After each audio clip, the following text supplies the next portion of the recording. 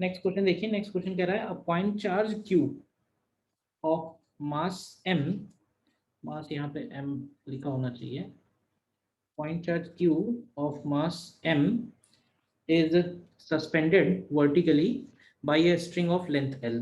तो ये point charge q हो गया, लेंथ l हो गया, ये वाली स्ट्रिंग की बात कर रहा है ये।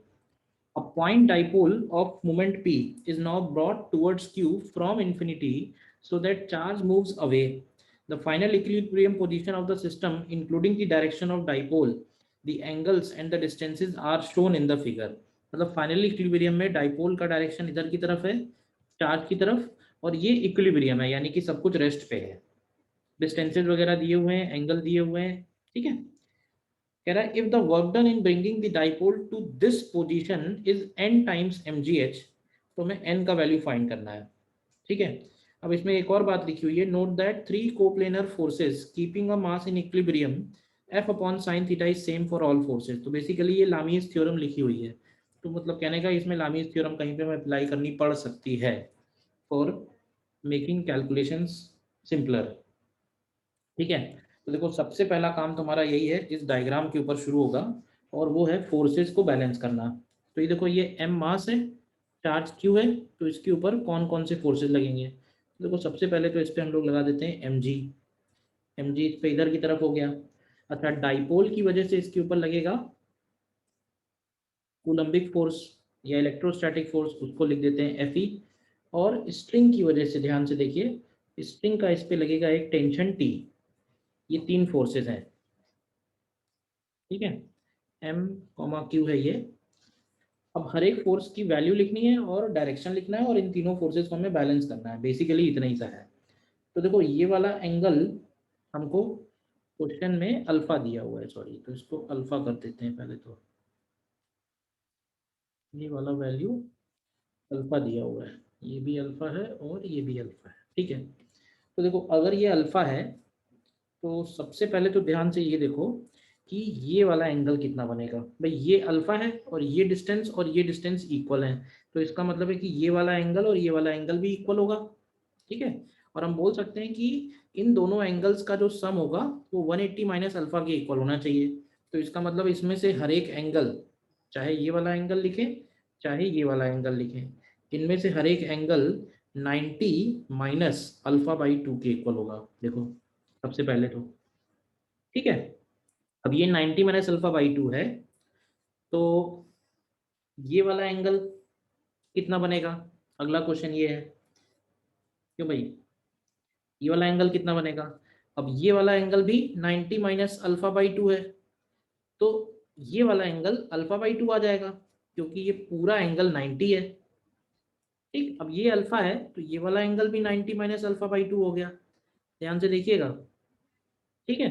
अब ये एंगल सेम हो गया, तो इधर वाला एंगल अगर हम लोग लिखते हैं, ध्यान से देखो, ये वाला डायरेक्शन भी अगर आगे बढ़ाएं तो ये भी अल्फा बाई 2 होगा। ये वाला एंगल यहाँ पे 90 डिग्री है, तो ये एंगल अगर निकालोगे तो ये एंगल भी 90 प्लस अल्फा बाई 2 के इक्वल आएगा, ठीक है। और अब हम लोग लामीज थ्योरम इसमें लगा सकते हैं। लामीज थ्योरम से हम लोग लिखेंगे एफ ई, ध्यान से देखना, एफ ई डिवाइडेड बाई पीछे के एंगल, तो ये पीछे का टोटल एंगल आएगा sine of 180 minus alpha, and this is equal to mg, and mg whole divided by sine of 90 plus alpha by 2।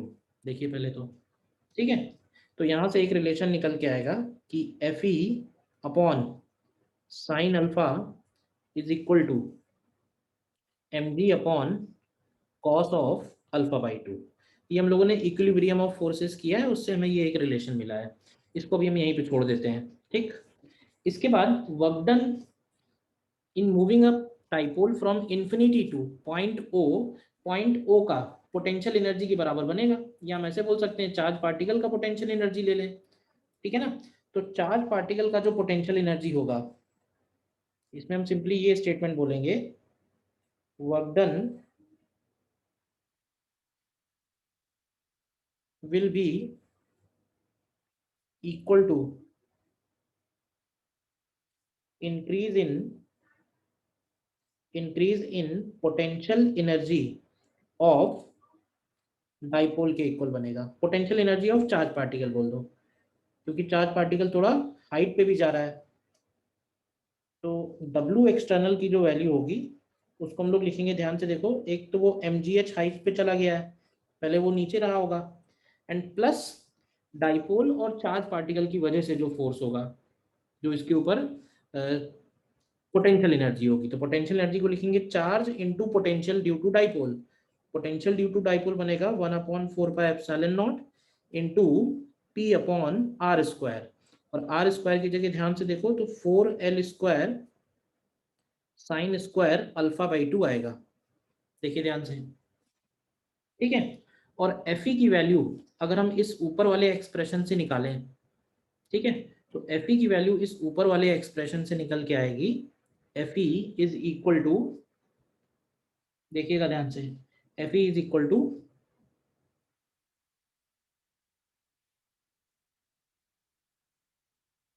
F E की वैल्यू हम लोग रख भी तो सकते हैं। एफ ई की वैल्यू डाइपोल की वजह से फोर्स के बराबर है। तो पहले यहाँ से लिख देते हैं, यहाँ से वैल्यू आएगी mg इंटू 2 साइन α/2। और एफ ई की वैल्यू अगर हम लोग निकालें तो ये होगी 1/4πε0 into 2pq upon r cube की जगह आएगा 8l³ साइन क्यूब ऑफ α/2। थोड़ा कैलकुलेशन वाइज टेढ़ा क्वेश्चन है, तो केयरफुली करनी है सारी कैलकुलेशन। देखो यहाँ तक पहले तो। और अब हमें क्या करना है, ये जो पी क्यू आ रहा है, ये पी आ रहा है, ये क्यू आ रहा है अपॉन 4πε0, और ये, तो ये सब हटा के हमें किसी तरह mgh के फॉर्म में आंसर लेके आना है। तो देखो हम ये काम कर सकते हैं, यहाँ से अगर हम इसको रिप्लेस करते हैं, ध्यान से देख लो, यहाँ से अगर हम इसको रिप्लेस करते हैं,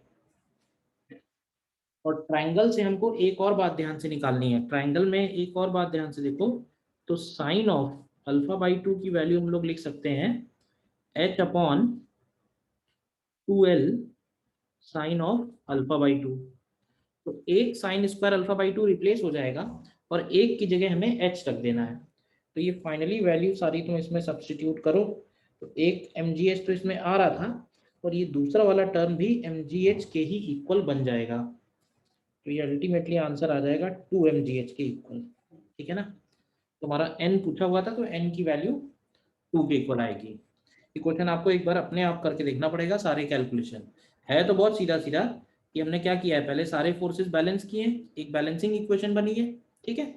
दूसरा एक ये ज्योमेट्री से दिख रहा है, ज्योमेट्री से हमें इस ट्रायंगल में एक रिलेशन ये लिखा है, और तीसरी ये बात लिखी हुई है कि चार्ज पार्टिकल की जो पोटेंशियल एनर्जी हो जाएगी वही वर्क डन हमें करना पड़ेगा।